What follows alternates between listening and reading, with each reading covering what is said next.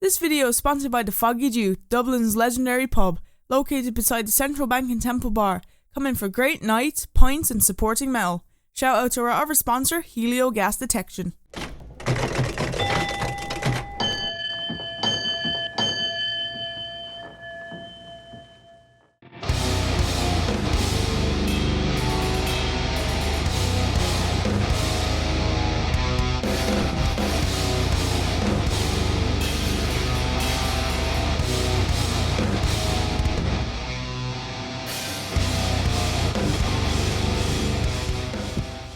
Hey everyone, this is Letty from the Smashing Skull Sessions. I'm joined by Chuck Billy. Chuck, how are you doing? I'm doing great. How are you? I'm good. I just want to say before we start, it's an absolute honor and so surreal to be talking to you. Oh, thank you for having me. Of course, no problem at all. To the younger listeners who maybe haven't heard of you before, could you introduce yourself? Well, my name's Chuck Billy. I sing for the band Testament for the last 40 years now. Um, Still putting out records through Nuclear Blast and loving what I do. Loving life. Awesome. Last 40 years, that's a long time. Yeah. And you're still smiling on stage, which is the best thing about it. Well, a performance, that's a whole different thing because that's a whole different persona when you put on. And when you see emotions from lyrics and songs that you've written, especially over your career, to see how certain songs affect people. Yeah, I get excited and it makes me happy sometimes when I see people singing it that get it, you know. Awesome. And your band Testament came over and visited Ireland last year in October with the Thrash of the Titans tour. How was your visit? I know you're a big fan of Ireland. It's great. I mean, Dublin, I'm from Dublin, California. That's where I grew up my whole life. So to ever go to Dublin, Ireland was always been like the dream to go there to see the real Dublin. But it's been amazing. Every time we go there, the fans have been great. We love going there. We don't get there that often. So when we do go there, it's always a good time.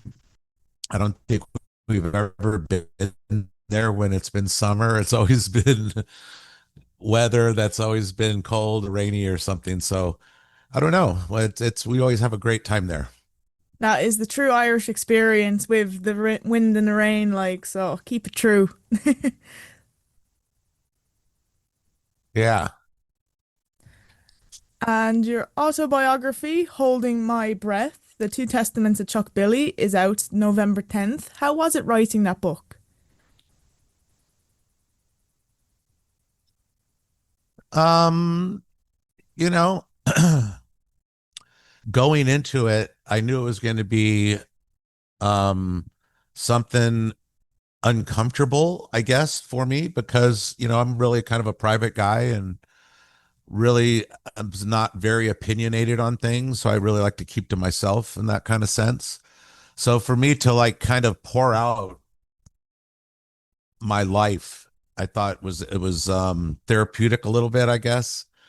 It's almost like therapy sessions talking about, from childhood growing up, So yeah, it was definitely a new experience for me. And how did you come up with, the idea of I'm going to write my whole biography, put my story out there? Um, well, I was approached to do it and I thought, okay, I definitely would be interested to do it. Maybe in the past, maybe I might not have been, I don't know. But I think where I'm at in my life and career, I felt that reflecting back on some things I went through in life that I thought maybe it was a good time to kind of document it, and talk about it.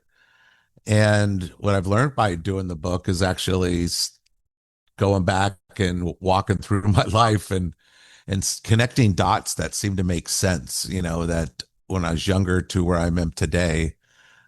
And it's just weird looking back at it, and I thought it was just interesting some certain points through my life that was really interesting. So I just really wanted to kind of get the story out, and especially, going through my whole battle with cancer, that was a whole another thing, and I think that's where the hinge point of the book, The Two Testaments of Chuck Billy, because it's me at a younger Chuck in Testament up to the point to where I got ill, to where the New Testament from 2000 going forward, all the records and things and the opportunities we had going forward is a different Chuck. So that's kind of where the book swings, and it talks about both areas of my life, and but how one affected the other one. That's a really interesting dynamic for the book. Obviously, I can't wait to get my hands on it and read it. I'm an avid reader. Do you have any favorites? Nice, Also, nice. Yeah, it go on. I like reading a lot of biographies. I really, I think that's probably what kind of got me started on it, because I've really been down the road probably for the last 4 or 5 years reading biographies and memoirs and things like that. So, um, that's my kind of my preference. So once I started reading everybody's, that's what kind of lit the light bulb. Like, yeah, maybe there's something there. And then as I reflected back on things, I thought, you know what, it's be interesting to really capture the two sides of me, but the two sides of the band, because there was a life before my illness and a life after, as far as I'm concerned, because the life before was a different lineup from the original band to the breakup. And then the life after was finally getting a band that was solid, carrying on, making some new music. And so that's kind of where that went.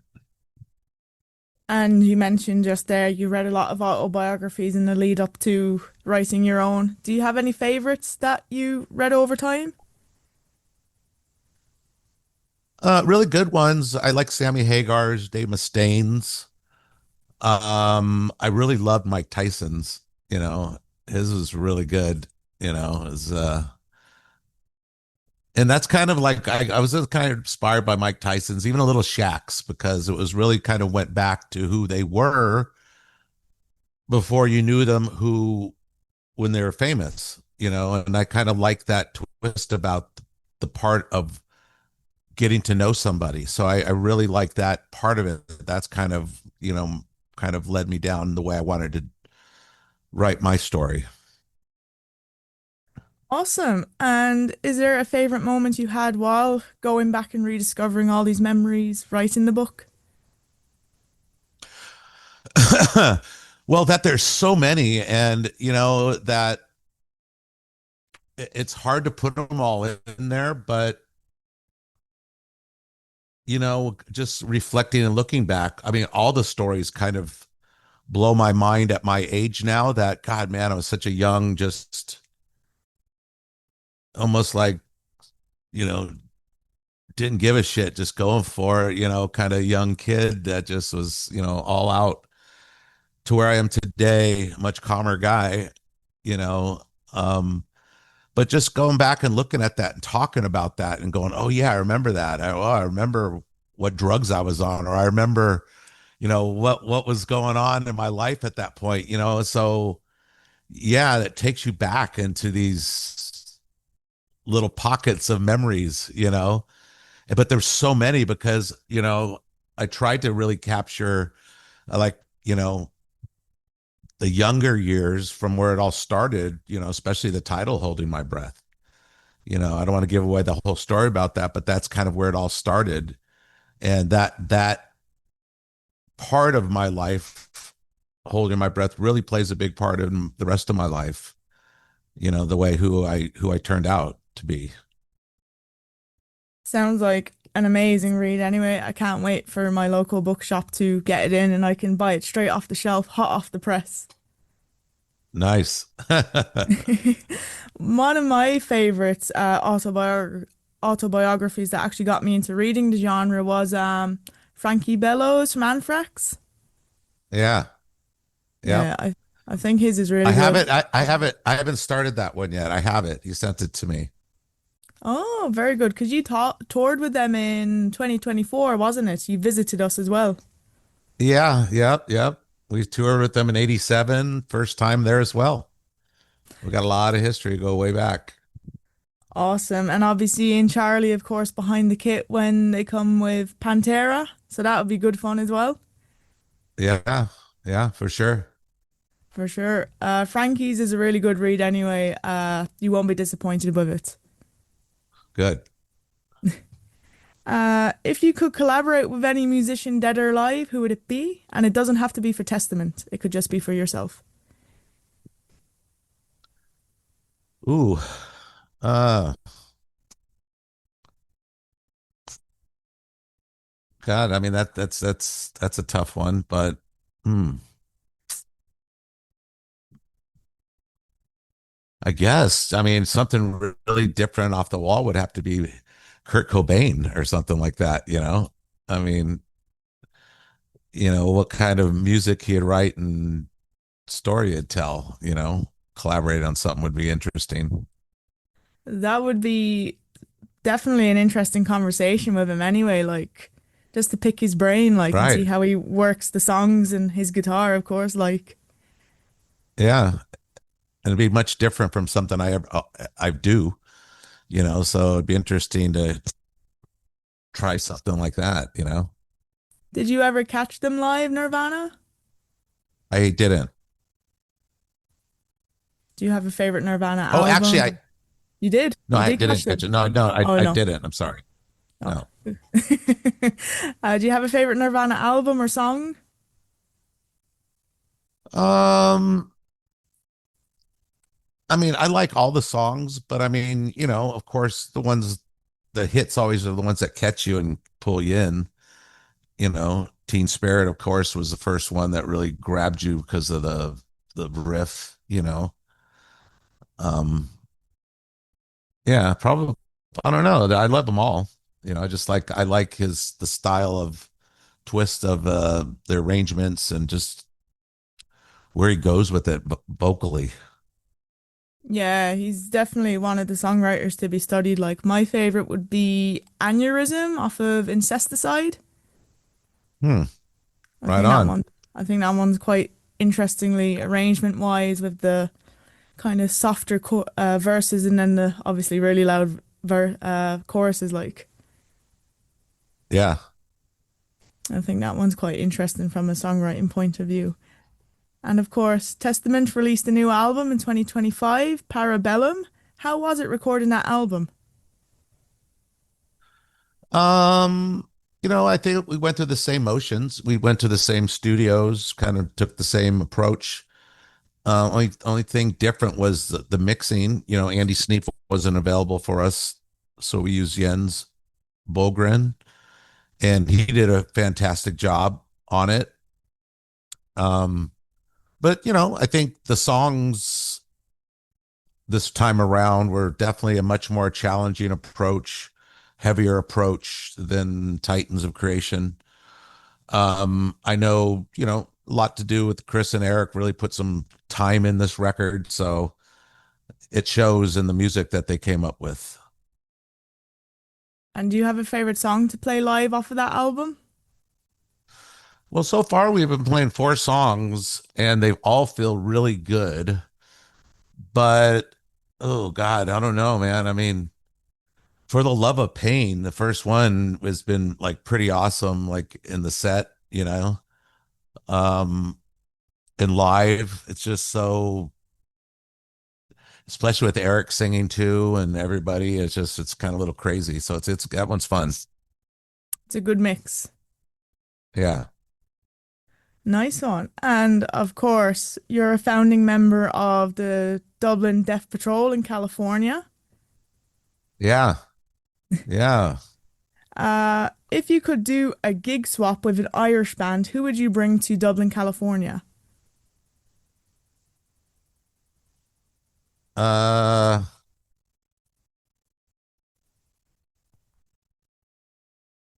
not sure. I'm not sure of that question. You're not sure even. Don't know. Even Uh, if we could bring him back from the dead, Thin Lizzy, like. yeah, I mean, of course, you know, I love Thin Lizzy. Mm, yeah, I mean, Phil the Knot would be great, for sure. Um, yeah, any of those guys back then, would be awesome. Robertson, and all that. They'd be good choices. Rory Gallagher, any of those guys, Yeah, they'd be your pick. yeah, I love Thin Lizzy. What's your favorite album by them? Well, Live and Dangerous was one that I just played over and over and over. CD, vinyl. That one to me is just a great record. But Renegade is a really good one that I love listening to as far as the songs go, you know. That the Angel of Death, the first song of the record is like awesome. That's like one of my favorite catchy riff, that one, yeah. And that one reminds me, I really tried to find that record like when I was in Japan, and I found it back when they were making like small digital 8 millimeter players, Sony Walkman players, and so you couldn't get them in America. So we knew we could find them in Japan. So we all went to Japan and we bought the cool latest and greatest little 8 millimeter players. And then I wanted to test it out. So I'm like, oh, I got to find record. I'm going to find that Thin Lizzy record. I knew Japan was a good place to search it out. So I found it, Renegade, got back, transferred it over to the player and listened to it. Because back then that was like the new thing to hear how the quality was great in these little 8 millimeter Walkmans. So yeah, that record goes way back with me. And did it play just as good on the Walkman? It played better. It was really crystal clear and just bright and just really nice. We're like, whoa, because it was before America. So we were like, wow, it sounds, we're the first to have this, kind of thing. That's really cool. That must have blown your mind, like. Yeah. And what would be like your top five records that you'd instantly play? Well, definitely the Live and Dangerous. Pat Travers putting it straight. UFO live. Let's see. Um, I like old school shit like that. Frank Marino, Mahogany Rush live. That's pretty awesome. Um, because I like a lot. I really love that live sound and feel of the records. That's what I really like. Um, it's hard to say what the fifth one would be. I don't know. Not sure. I'd be the same as yourself. I really enjoy live records as well. One of my favorites would be Metallica S&M, the first one that they did. Yeah. Yeah, I really like Dream Theaters as well that they did with the orchestra. You haven't heard that. I'm sure it sounds amazing.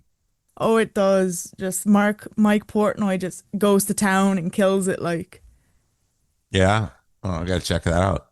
Do I think I just like metal bands teaming up with an orchestra. I like the dynamics. Yeah, it's fun. I mean, we always say we're gonna do it, and I know when bands always do it, it's always great. But you don't want people to start going, everybody's done it. But if you get the opportunity, why not? Especially if that opportunity doesn't come around very often, you might as well take advantage of if it does. Exactly. And I'm sure it challenges the orchestral players as well, seeing all these like weird time signatures and like all these tunings they've probably never tuned down low to. So it's No, definitely, but that's the thing. It sounds so cool and spooky, especially in some of the music, because it's just played on different instruments. It sounds so different, you know. yeah, like even I've seen people turning the minor songs to major and the other way around. It just changes the dynamic so much. Totally. Yeah, no, it's really cool to see. And we're on to our last question. Okay. Do you have any advice for anyone wanting to start a band in 2026? Any advice? Um, well, I mean, I just see it happening. There's so many new bands and so many bands. I think it's very important for people to try to stay and find their own identities and don't try to mimic what's going on in current, you know, because uh, things always change and catch up and go full circle. So you got to kind of find what you like, what you feel strong part, that you feel strong that you're doing a good part and just keep at it, because it's like anything you do in life. Like, let's say you lift weights, the longer you lift weights, the stronger you're going to get. It's the same thing, the more you use your instrument, voice, rhythms, it just, you get better and stronger and tighter. And it comes together. And I just seen that over the years, especially like as long as we've been working, me and Eric together.